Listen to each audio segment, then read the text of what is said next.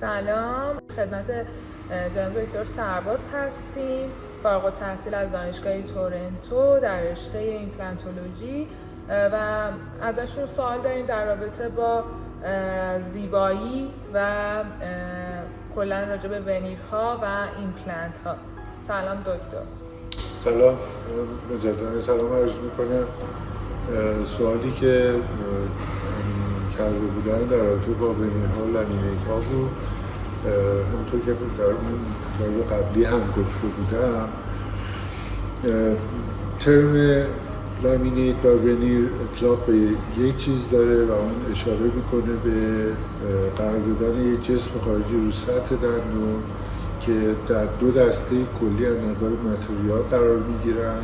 میتونن کامپوزیت ها باشن، میتونن پورسلن ها باشن. بنابراین این که بعضی ها سوال میکنن ما میخوایم کامپوزیت کنیم یا لامینیت بکنیم که اشاره دارن به لامینیت پورسلن شاید درست نباشه.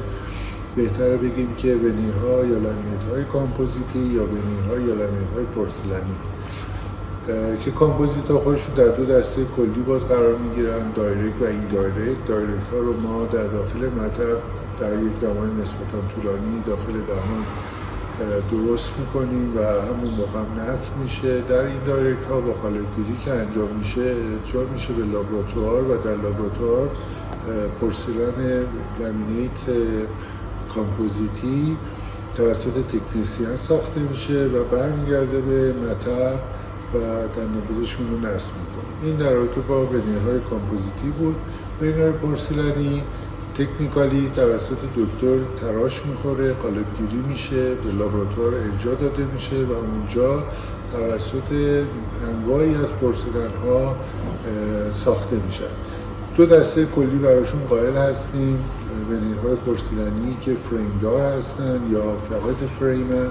در نوع فریم دار که از استحکام بیشتری برخورداره، اسکلت یا فریم کار میتونه از زیرکونیا یا لیتیوم دیسیلیکات ها باشه و در نوع بدون فریم که در ضخامت‌های نازکتری ساخته میشه صرفاً پورسلن به کار رفته. اینکه نوع پورسلن چی باشه در گروه‌های مختلفی قرار میگیرن. قدیمی‌ترین نوعشون فلدسپات ها بودن که ما فلدسپاتیک میگیم. همون پورسلن های معمولی هستن که توی روکش‌های چینی هم به کار گرفته میشه.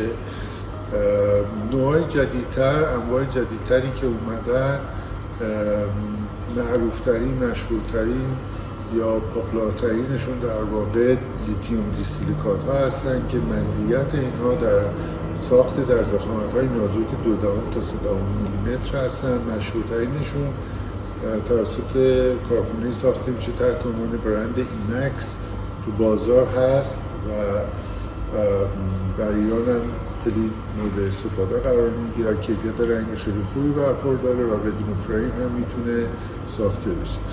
از انواع دیگه ونیرهای پورسلنی میتونیم به لومینیر اشاره کنیم که باز خیلی ها اینو سوال میکنن. لومینیر هم یه نوعی از ونیرهای در واقع سیلیکاتی هستن که در ضخامت 1 تا 2 ساخته میشه. فرمولاسیونش در اختیار یه لابراتواری در بلژیکه. بنابراین هر جا که این قرار باشه که ساخته بشه باید ارجاع بشه به اون کمپانی در بلژیک و اونا بسازن و برگردونن به مطب. لومینیر رو به خاطر ضخامت نازکی که داشتن به لامینیت های پرپلست مشهور شدن. به عبارتی لامینیت هایی بودن که شاید نیاز به در کیس هایی که نیاز به تراش نبود میشد مورد استفاده قرار بگیره.